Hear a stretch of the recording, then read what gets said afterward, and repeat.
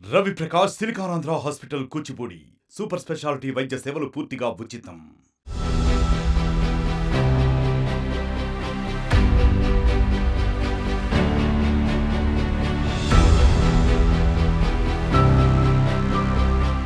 ఈ మధ్యకాలంలో మెదడు తినే అమీబా అనే వ్యాధి దేశవ్యాప్తంగా కలకలం రేపుతోంది.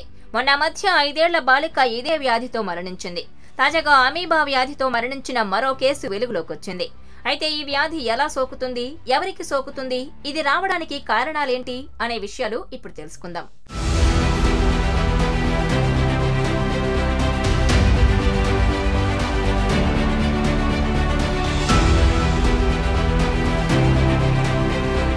అత్యంత అరుదైన మెదడును తినే అమీబా ఇన్ఫెక్షన్ కారణంగా మరో బాలుడు మృతి చెందాడు. మే నెల నుంచి కేరళలో నమోదైన 3వ ప్రాణాంతక కేసుది. ఈ వ్యాధితో చికిత్స పొందుతున్న 14 ఏళ్ల బాలుడు కోజికోడ్లోని ఒక ప్రైవేట్ ఆసుపత్రిలో మరణించాడు. మృదుల్ అనే బాలుడు బుధవారం రాత్రి 11 గంటలకు మరణించినట్లు కేరళ రాష్ట్ర ఆరోగ్య శాఖ గురువారం తెలిపింది. మే తర్వాత కేరళలో ఇది 3వ కేసు. మొదటి కేసులో మే 21న మలప్పురానికి చెందిన 5 ఏళ్ల బాలిక మృతి చెందగా, రెండవది జూన్ 25న కన్నూరుకు చెందిన 13 ఏళ్ల బాలిక మృతి చెందింది. తాజా కేసులో బాలుడు స్థానికంగా ఉన్న చెరువులో స్నానం చేసినట్లు వైద్య ఆరోగ్య శాఖ వర్గాలు తెలిపాయి.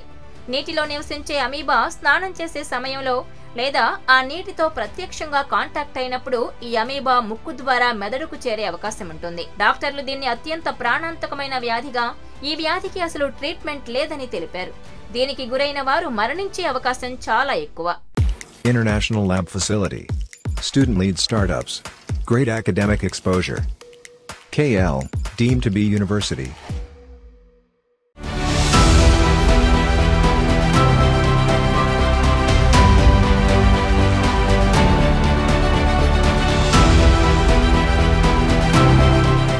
మెదడు తినే అమీబా వ్యాధిని ప్రైమరీ అమీబిక్ మెనింగో ఎన్సెఫాలిటిస్ లేదా అమీబిక్ మెనింజైటిస్ అని కూడా పిలుస్తారు. ఇది నెగ్గేరియా ఫాలరీ అమీబా వల్ల కలిగే అరుదైన ప్రాణాంతక వ్యాధి. కలుషిత నీటిలో ఉండే ఈ అమీబా ముక్కు ద్వారా శరీరంలోకి చేరుతుంది.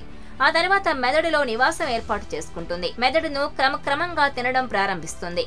ఆధ్యాత్మిక విధానాలను పాటించే సమయంలో, ప్రజలు తమ ముక్కు పట్టేసిన సమయంలో, దాన్ని శుభ్రపరుచుకునే సమయంలో ఈ అమీబాతో ఉన్న నీటిని వాడితే నెగ్గేరియా ఫాలరీ నుంచి ఇన్ఫెక్షన్ సోకే అవకాశం ఉంటుంది.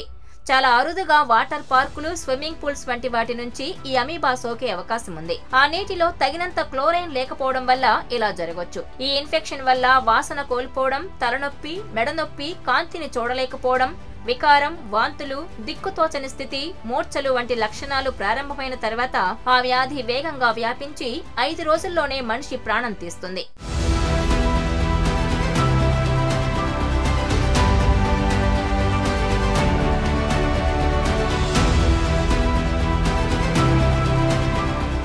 ఈ అమీబా ఇన్ఫెక్షన్లు ఎక్కువగా ఉష్ణోగ్రతలు అత్యధికంగా ఉన్న సమయంలో సోకుతూ ఉంటాయి. నీటి ఉష్ణోగ్రతలు ఎక్కువగా ఉండి నీటి నిల్వలు తక్కువగా ఉన్నప్పుడు ఈ అమీబా సోకే ప్రమాదం ఉంది. నెగ్లేరియా ఫాలరీ ఇన్ఫెక్షన్లు చాలా అరుదైనప్పటికీ జులై, ఆగస్టు, సెప్టెంబర్ వంటి గరిష్ట ఉష్ణోగ్రతలున్న సమయంలో ఇవి సోకవచ్చు. ఈ అమీబా ఇన్ఫెక్షన్ ఒకరి నుంచి మరొకరికి వ్యాప్తి చెందదు. 2018లో భారత్, అమెరికా, థాయిలాండ్ తో పాటు ప్రపంచంలో 381 నెగ్లేరియా ఫాలరీ అమీబా కేసులు నమోదయ్యాయి. తాజాగా మరోసారి ఈ కేసులు వెలుగులోకి వస్తున్నాయి.